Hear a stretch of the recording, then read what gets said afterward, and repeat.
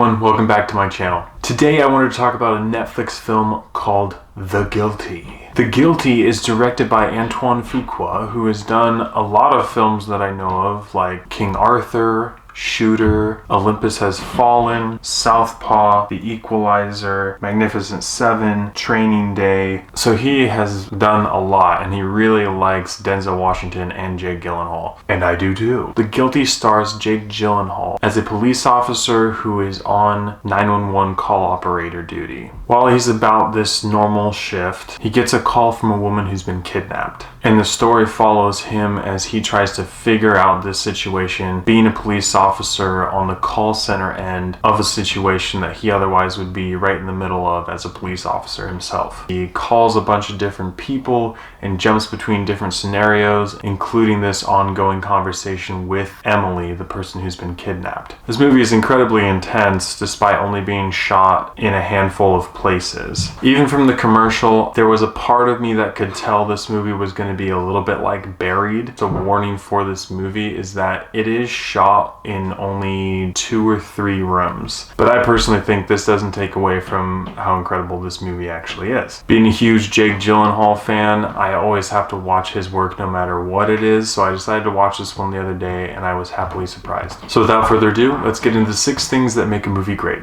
1. The plot. The plot of this movie is really compelling. It starts out very basic. Officer Joe Baylor, being a police officer who is on 911 call operator duty, he wants to get back in the field, but all of a sudden he gets a call that he has to respond to, and he has to roll with all the different things that are happening. Not only is it a unique perspective because it's not a police officer on the ground at the scene, it's a police officer having to use his abilities to solve this and try to figure it out using other people, since he is at the call center himself and can't be in there in person. Through very compelling performances and the story of a woman being kidnapped, the plot is able to steamroll on pretty nicely. It's not really a subplot, but while this is happening, the surrounding area is just covered in fire and smoke, and I don't really know how much that actually adds to this film. It allowed certain things to happen. I don't really know where the person who wrote this story came up with that, or if it had any huge point that it was supposed to interact with the plot, but it didn't really. But without giving any spoilers away, the plot of this film is really intense,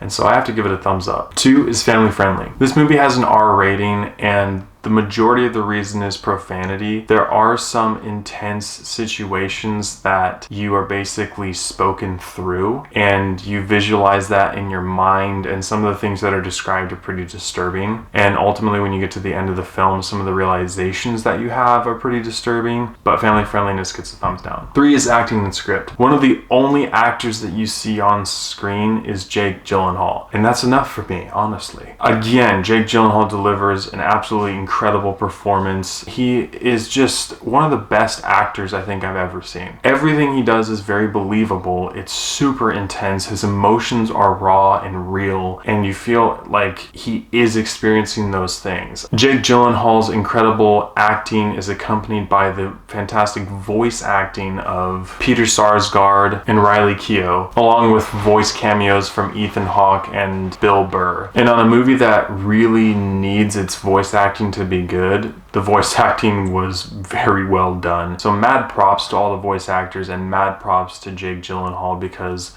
they all did a fantastic job in making what could be a total flop of a film very, very good. So acting gets a thumbs up. The script of this movie is masterfully done. I feel like this one would be hard to make interesting on screen, and that's why getting the right actors and actresses, getting the right voice actors and actresses is very, very important, and I think they did that. So acting and script gets a thumbs up. 4 is character development. The character development in this film is interesting. Sometimes the audience is able to know what's going on. They have a fuller picture of what's going on than the characters in the film. In this movie, the characters in the film have a bigger perspective of what's going on than the audience. And so you're able to see Jake Gyllenhaal's character build as you understand more about him and what's happened as the story unfolds. The character building, the character development is part of the plot. It really is a work of art the way that they did this, and I have to give character development a thumbs up. 5 is CG. There's no CG in this film. Like I said, it's shot in 2 or 3 different rooms. There's not really room for CGs, which is kind of refreshing to see a film that doesn't have any CG in it or doesn't rely heavily on CG to attract an audience. And honestly, when Jake Gyllenhaal's in the film, do you really need CG or anything else to attract the audience?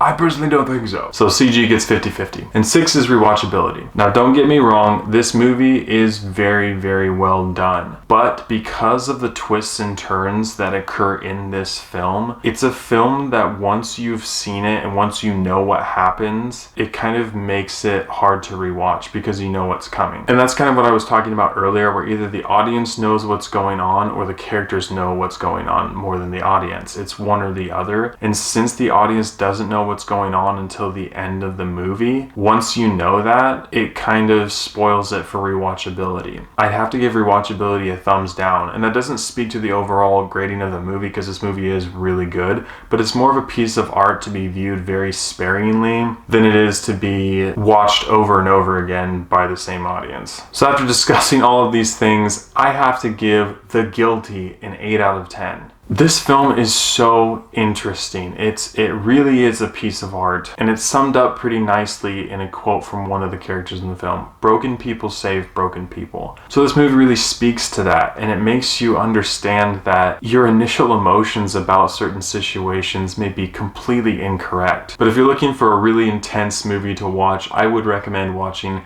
The Guilty on a Friday or Saturday night. Thank you so much for watching. If you've seen The Guilty, let me know what you thought about it in the comments below. I really appreciate all your guys' love and support. If there's a TV show or a movie that you would like me to give my analysis of, please drop it in the comments below and I will do my best to get to it as quickly as possible. Thank you again, and I'll catch you guys and gals in the next one.